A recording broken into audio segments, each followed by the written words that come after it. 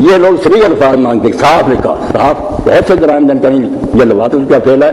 زنا پر کوئی امت برباد نہیں ہوئی، لواطت پر ہوئی قوم لوط پر، مگر کہیں قرآن میں لواطت کی صلاح بیان نہیں. زنا کی آئی کوڑے مارو حدیث میں یہ کہ جو اقدام اور لونڈے بازی کرتے فعل برا ہے، پوری قوم تباہ کر دی اللہ نے، مگر عذاب نہیں، وہاں آیا عذاب، سزا نہیں قرآن میں مقرر.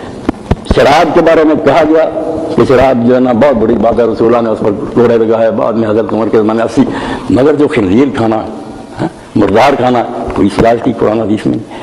اس لیے کہ جو جرائم بہت حد سے بڑھ جاتے ہیں ان کی اصلاح پر حالات کے مطابق قاضیوں پر چھوڑی گئی ہے. کہہ دیا گیا کہ لعنت سے بڑی سزا کوئی نہیں. یہ لوگ پھٹکارے ہوئے ہیں اور ان کا زمین پر زندہ رہنا زمین پر بہت ہے، مگر اس کے لیے فیصلہ کیا ہو؟ یہ زندہ آگ میں جلا دیے، زندہ آگ میں جلایا ابو بکر صدیق رضی اللہ عنہ. حضرت علی رضی اللہ عنہ زندہ جلایا جب ان کو خدا کہتے. حضرت ابو بکر رضی اللہ عنہ جو ایک شخص کا خدا، اس کے بارے میں سارے علاقے میں تھا کہ وہ بدفعلی کرتا مفعول تھا. آپ نے صحابہ سے مشورہ کیا تو فیصلہ یہی ہوا کہ اس کو زندہ جلایا جائے. اس نے سارا علاقہ گندہ کر دی.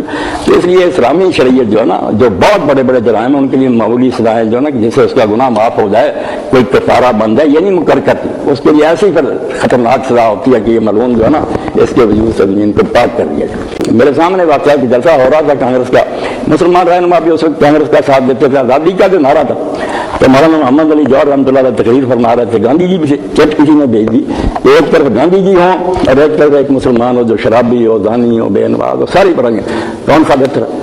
تو مولانا جوش میں آ گئے. انہوں نے کہا یار یہ سیاسی باتیں الگ ہے.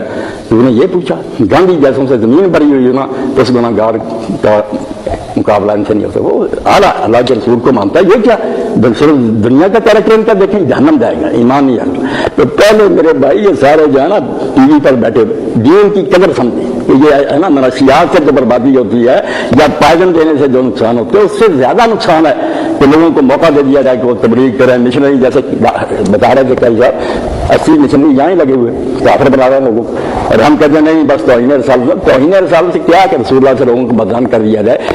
اس وقت اگر دنیا میں کوئی روشنی کا مینار ہے، یقین جانے انبیاء سارے ہمارے لیے محترم ہیں، مگر کیا کریں ان کی امتوں نے روشنی گم کر دی. مینار نور تو ہے ظلمت گہے جہاں میں، تیری طرف ہیں آنکھیں اس بہرے دیکھ رہا. عہد و جدید گرچہ ظلمت میں مبتلا ہے، بے اختیار تیری جانب کو بڑھ رہا ہے. وہ دور آئے گا تو اللہ کے رسول نے کہا کہ زمین عدل و انصاف سے بھرے گی اور میری اولاد سے ایک شخص آئے گا، اس کے زمانے میں شرق و غرب میں عدل پھیل جائے گی.